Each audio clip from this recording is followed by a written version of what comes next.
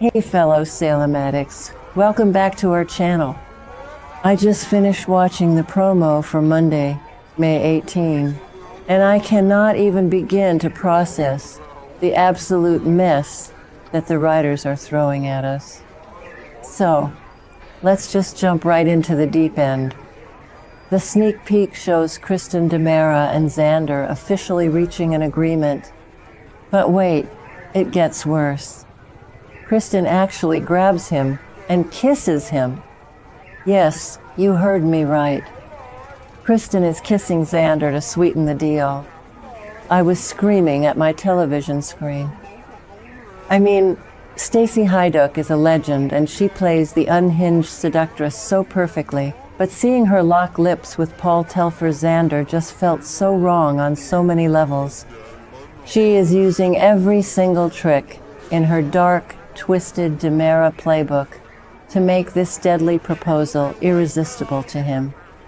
And Xander, my sweet, complex, frustrating Xander, is actually entertaining it. Because here is the brutal truth of what is happening. Kristen doesn't just want a favor. She wants a murder. She wants Xander to kill EJ DiMera.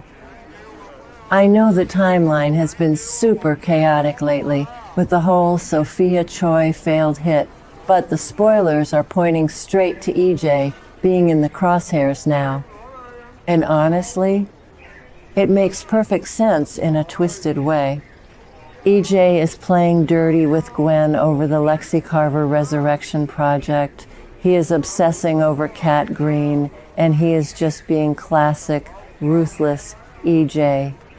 Kristen wants him out of the way. She wants to be the one and only ruler of the DiMera empire, and she is willing to pay top dollar to make her own brother disappear. But why Xander? Why does it always have to be Xander?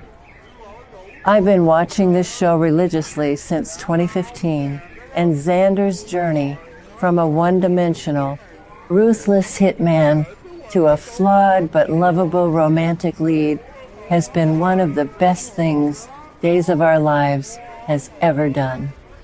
Remember when he first came to town? He was Victor's worst nightmare and best weapon. But then he fell in love with Sarah. He tried to be a better man. He worked so hard for redemption. And now they are stripping all of that away because Titan is on the verge of bankruptcy. I know some people are loving this return to Bad Boy Xander, but personally, I am devastated. Let's talk about the Titan situation because it is the only reason this is even happening. Xander is absolutely desperate. He is watching Victor Kiriakis' legacy crumble through his fingers, and his ego cannot handle it. He wants to save Titan so badly that he is willing to make a deal with the literal devil. But murder? Xander? Really? Are we really going back to the days of stuffing people in trunks and taking blood money? I mean, Victor must be doing backflips in his grave right now. Victor was ruthless, sure, but he also warned Xander about getting into bed with the DiMeras. And now Xander is literally and figuratively getting into bed with Kristen. Wait, I'm getting ahead of myself. Let's backtrack to Kristen for a second. Can we talk about how absolutely unhinged she is right now? She is walking around Salem, having these deep, philosophical conversations with Chad about the fragility of life. She is practically taunting Chad, making him suspicious about Sophia's death, and then she goes straight to the Salem Inn to ambush Xander. It is psychotic behavior, and I kinda love to hate it. Kristen has done some wild things in the past. Remember the Susan Banks teeth? Remember the Nicole Walker mask? But hiring her ex-lover's nephew to assassinate her brother while seducing him in a cheap motel room? That is a new level of desperate, even for her. Let's take a massive step back and really look at EJ DiMera for a second. Why is Kristen so hell-bent on taking him out right now? I mean, EJ has always been a smug, arrogant piece of work. But lately, he is operating on a completely different level of villainy. He is currently obsessing over Kat Green, trying to force her into hypnosis to uncover their shared past in that Italian rehab facility where she used to read to him while he was in a coma. Like, how creepy and poetic is that? But while he is distracted by Kat, he is also playing dirty with Gwen Rizchek. Gwen poured her own money into the secret project to resurrect Lexi Carver, and now EJ is trying to cut her out and rip her off. EJ is making enemies left and right, and Kristen sees the perfect opening. She knows EJ is distracted. She knows he is alienating his allies, and she knows a well-placed bullet courtesy of Xander would solve all her problems. It is brilliant, evil, and so classic DiMera. But here is where the story gets really, really messy. Because while Xander is in this dark, dingy room, contemplating murder and getting kissed by Kristen, what is his ex-wife doing? Sarah Horton is out there living her best life with Brady Black. I am sorry, but what universe are we living in right now? Sarah and Brady? Sadie? Bruh? Whatever we are calling them, it is happening, and it is wild. The spoilers say they are continuing to enjoy their new romance, and Brady is going completely out of his way for her. I mean, Brady stepping up for Sarah is actually incredibly sweet, but it is also so incredibly complicated. Let's look at the big picture here. Chanel is at the hospital getting devastating biopsy results from Sarah. Amy Choi is spiraling out of her mind, breaking into the Kyriakis mansion to scream at Holly Jonas over Sophia's death. The whole town is falling apart, and in the middle of all this chaos, Brady is acting like a knight in shining armor for Sarah. He is protecting her. He is being the stable, loving guy that Xander is currently failing to be. Sarah is dealing with so much heavy medical drama right now.